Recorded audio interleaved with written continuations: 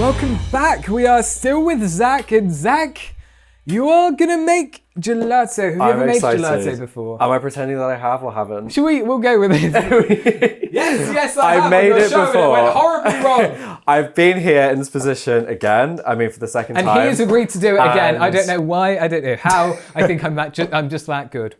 So today you are going to be making actually my probably favourite flavour of gelato. Okay. Pistachio, right? So the first thing you will need to do is, do you remember any of this? Not really. I just remember you like dictating things to me, going like, put it in there. Dominance. Is that what you remember? No. So turn on your cooktop. Is it on? There you go. That should work. So in that pan, I've weighed out some glucose syrup, which is a type of sugar that we use when making gelato. Ignore that. I'd like you to pour in your milk just before that all starts. Of it? All of the milk there. Okay. This is the estate dairy unhomogenized milk. It's really, really good milk. We're not sponsored by them. I just absolutely love their milk. And Zach, would you be so kind as to give that a really, really good whisk? Why does their milk compare to Crovendale? It's unhomogenized. Homogenization actually is breaking down the fat, and what happens is you lose all the flavour. It means you don't get the cream in the top, and it will be an even fat percentage. But the fat is where all the flavour is, so this is why the estate dairy is stellar. Exemplar, as they say. Wait, how long do I have to do this for? Until it hits 40 degrees. Which is actually, we'll take the heats down slightly, because that's happening too quickly for my liking. While Zach's doing that, I'm going to mix my dry ingredients together. So I've got some skim milk powder, which is really useful because it adds protein to the ice cream, which just helps it aerate when it churns. It also does brilliant things like it helps stabilize it. But for stabilization, we're actually going to use a stabilizer. Now I'm using locust bean gum here, which is my favorite when making gelato. Generally good at reducing ice crystal size, helps it last longer. This is needed when you're making gelato, which is lower fat than ice cream. And it helps it last in the freezer. So I'm going to mix all of that together. Oh, it's on 47. That's so is fine. That done? That's too hot. I'm just going to mix this very quickly. So what do we do now? It's fine. Do I take it off or? No, Zach. What I'm going to get you to do is pour in all the dries. We need that to now get to 85 degrees Celsius. We're doing what's known as a high pasteurization. We're going to hold it there for about 15 seconds and cool it down immediately. You can do that in the fridge, leave it to room temp, etc. But we don't have a pasteurizer, which is what you'd have in a traditional gelateria. So what we've made now is known as a bassa bianca. It's a white base. Bases form like the majority of an ice cream recipe. You can then add other ingredients to turn it into tons of different flavors. And that's how they do it at a gelateria. So they make like a massive volume of base, and then they subdivide, and then they pour in the ingredients for each flavour, so you have fresh gelato every single day with minimal effort. Amazing. Let's see how that's getting up to, Zach. 52. Is it done yet? Not yet. We need to get up to 85-ish. You're doing a good job with the whisking. Thank you, I know. It's a hand action. You're very good at it. Your right hand is developed, Zach. Do I need to keep whisking it? Keep whisking, please. Because then the milk will scorch the bottom of the pan, and you'll get caramelized milk, which is terrible.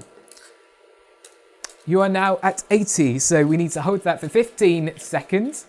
Let's just presume we've done that, and then we can leave that to cool in the fridge. Nope, you're perfectly done. You are done now. So we can leave that to one side. This typically would go into cool in the fridge or outside. Either way, we age our ice cream. That just helps the stabilizer kick in. It also just creates a better structure. At least 6 hours. So this will go in the fridge. Preferably overnight. And then this is what I've done earlier for you, because I'm so great. And this time we're actually going to use a blender, Zach. So let me get this. This is what we need. This is a Vitamix. Do you want me to put it in? All of it in, please. And because today we are making pistachio gelato, I've got, quite rightly, pistachio paste. Okay. Which is like ground up roasted pistachios. I've never tried this. Can I dip my finger in it? Dip your finger in. It's really intense. It's good, isn't it? On bread, on toast, that'd be so nice. So this doesn't actually have any sugar or anything. And now you do have to be careful because a lot of companies will... It's very strong though. Companies It sell needs to what they have call a something with it. pistachio paste, but actually it's not 100% pistachio. It's like pistachio with other stuff in. It's known as a pistachio cream in Italy. Now we really want the entirety of that, so here's a little spatula for you to do that. Thank you. Okay. And this will not work because that's got added sugar, which will reduce the melting point of our gelato. And they also sell an even worse version of their pistachio. Don't stir that. Okay. Just leave it there. They sell an even worse version, which has like almonds and stuff in, which is even cheaper. When you get a pistachio gelato that tastes like almonds, just put it straight in the bin. Don't want to be buying that. So what you want is a 100% pistachio paste. I source mine from Bronte, which is in Sicily, and they're my favourite pistachios. That's what I've always used. We also want to add in some salt, which will help boost that nuttiness. And also here I've got a bit of dextrose. Now dextrose is another kind of sugar we use in ice cream. It lowers the freezing point so much more because we're dealing with nuts. Nuts tend to freeze harder than nut fats. Is it like normal sugar? It's sweet, not as sweet as normal sugar, yeah. But it reduces the freezing point of ice cream so much. And you can buy this online on Amazon.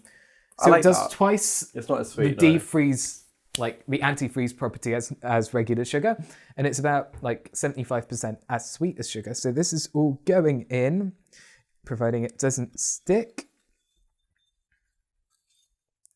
And so we use glucose, which is one of those sugars, once again, which is less sweet than sugar. It's used for bulking up the recipe, just making us have more solids, so it's not very icy. Actual sugar for sweetness, and then dextrose now to reduce the freezing point somewhat. They all contribute to other things as well, but that's their primary function in the ice cream, as well as lactose, of course, which is in the milk, and we had in the skim milk powder. Once again, that's I can't cook, so I don't know what all these words are. But I know, it's fine. Zach, do you want to press the button? Okay. And that This is like a very chef level blender. Yeah, totally. This is very you can't compare it to my NutriBullet. Now with this, once that's done, blend it for about 2 to 3 minutes until you see no more pistachio lumps. You want to put that in your machine and leave that to churn for however long your machine needs. And then what you want to do is when it reaches a soft serve kind of consistency, you will need to tub that up. You want to get your gelato out, put it in your tub, spread it all out so it's nice and even, like so. It's harder. Where did you even find these utensils? What, the ice cream machine? Yeah. You can buy them online. No, but it's not the right word, utensils. Equipment. These are utensils. Oh, no. Yeah. All this cooking equipment, where did you find it? Online. Oh, okay, not your Russell Hobb then, or like... No. You can get these. It's quite special. Like, you can get an ice cream machine for 10 quid and still make this recipe. It will still work. Like 90% of good ice cream is in the recipe. The other 10% is in your machine. So if you have a good recipe, no matter what machine you have, you're guaranteed to get better ice cream than a great machine and a rubbish recipe. So once you've tubbed that up, you want to leave that in the freezer for a couple of hours to freeze, just so it solidifies fully. But Zach, because I know you don't have that kind of patience, and nor do I, I've got 2 very drippy ones we made earlier. Amazing. What's in here then? I'll tell you what this is. Italians like to have their gelato with whipped cream. Oh, do they? They do. It's a natural Italian thing. So I'm just going to squirt a bit of whipped cream. Do you want a bit of whipped cream? Can I do it? Yeah. Thank you. I love a piping bag. Look at him go. Oh, I love that. Right. Should we dig in? Okay. Let's try it. You'll love this. Trust me. Ice cream that I half made. You're using the other side of the spoon. Am I? Oh. This is great. He's such a good eater.